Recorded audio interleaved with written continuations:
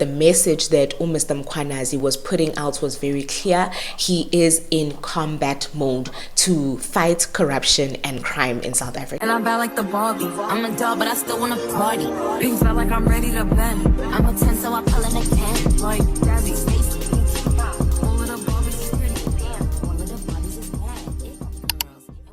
Hello and welcome to my channel. If you are new here, my name is Mkhwanazi, also known as Sibiya on all social media platforms. Do subscribe, be a part of this family, and if you are a returning subscriber, welcome back, darling.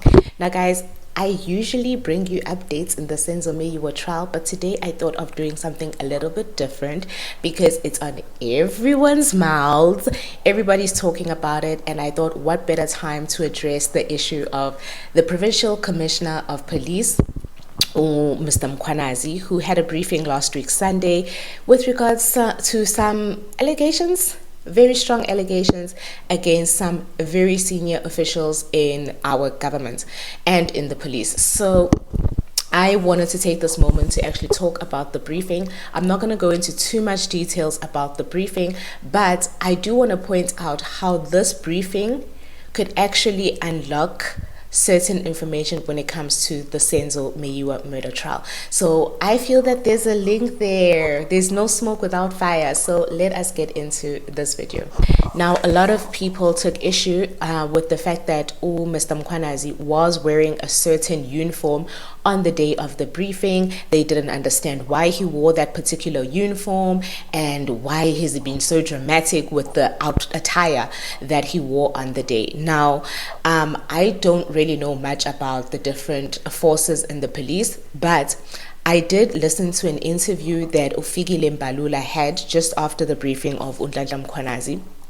And, you know, he says that there is absolutely nothing wrong with the uniform that Mr. Mkhwanazi wore on the day of briefing because it is part of the police uniform. He does mention that it is the combat team's uniform, and Mr. Mkhwanazi, being a leader of that team, is allowed to wear that particular uniform. And he says in his interview that he actually feels that the message that Mr. Mkhwanazi was putting out was very clear. He is in combat mode to fight corruption and crime in South Africa. And I absolutely loved how Ufigile Mbalula put that. I didn't listen to the rest of the interview by Ufigile Mbalula, but I did just pick up on that issue of the uniform that Mr. Mkhwanazi was wearing on the day.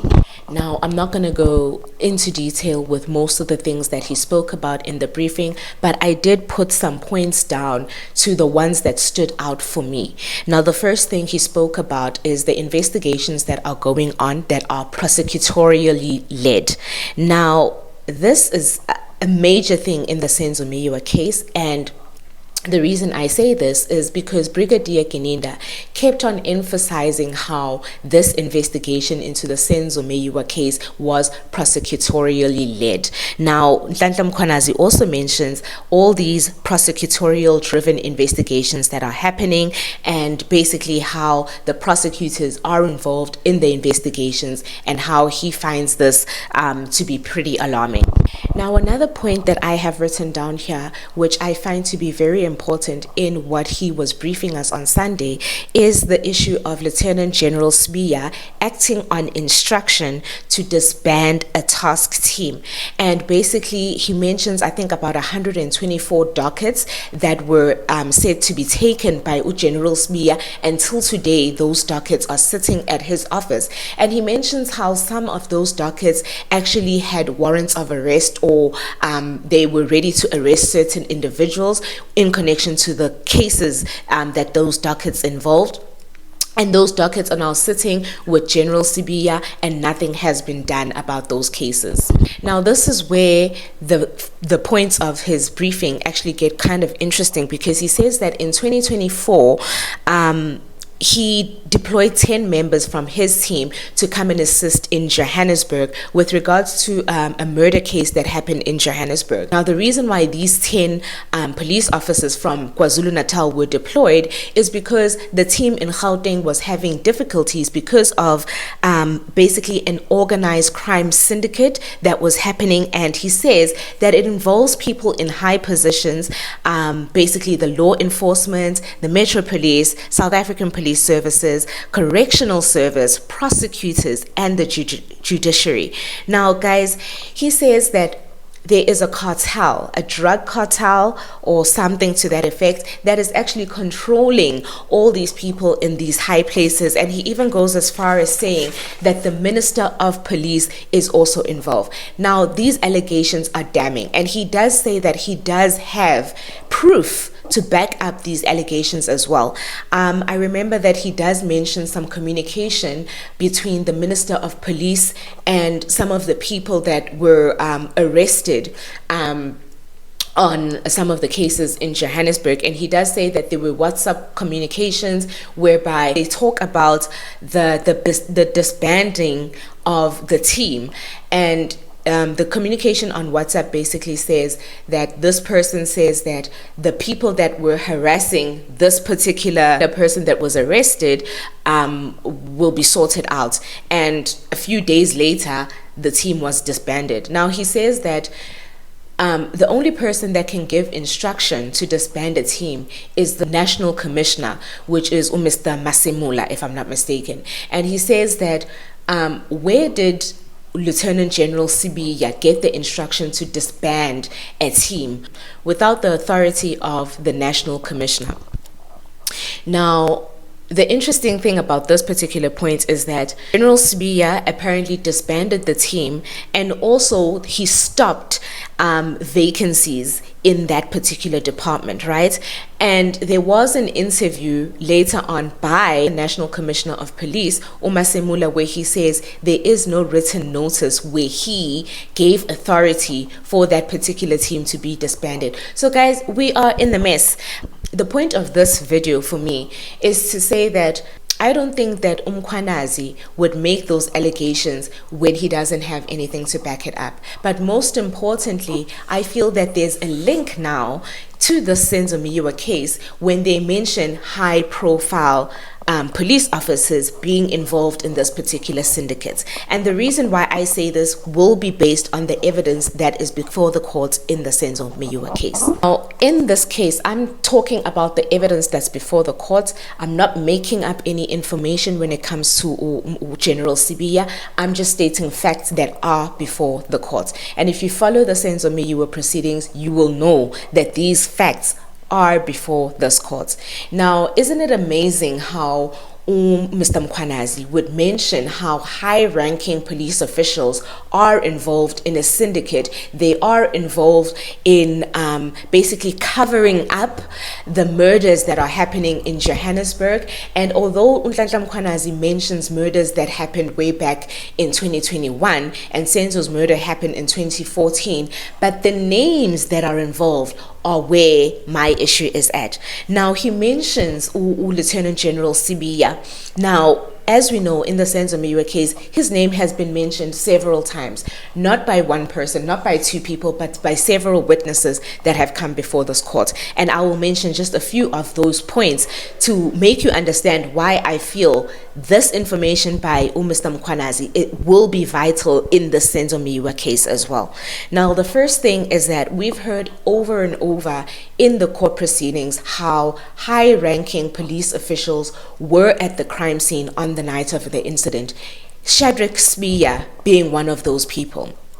Now, he was there at the crime scene the night of the incident.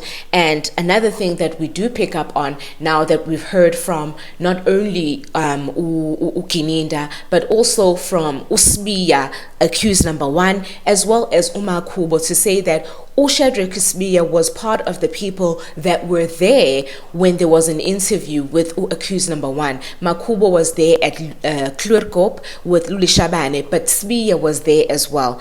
Now, isn't it surprising how the very same person who's now being accused of being a part of a syndicate or being accused of being a criminal is one of the people that were first at the scene in the Senzo Meyiwa case, and who were first to be called when the accused were arrested for this particular case? What was his involvement at the time? Because according to our knowledge, he was suspended during that time. So what business did he have going to those interviews? Did he want to be close enough to the case to be able to see how far the investigators were going? Now, besides the presence of the high-ranking officials that has been mentioned in the court, the second person who mentions the presence or the influence that the police had on this case is Utumelo Madlala in his testimony, where he says that after the whole going to the hospital, everyone then went back to Senzo Meyiwa's home. And he does say that when they were there were a whole lot of police officers that came to the complex, and Kelly Khumalo made one phone call. She made one phone call and the police officers dispersed from the location. Now tell me, who could Kelly Khumalo have called that has such big influence in dispersing Amapolisa from Kelly Khumalo's residence? Those are the questions that I'm asking myself. Who could have so much power that Kelly Khumalo could make one call and all the police officers that were there could just move away from the area? Influence.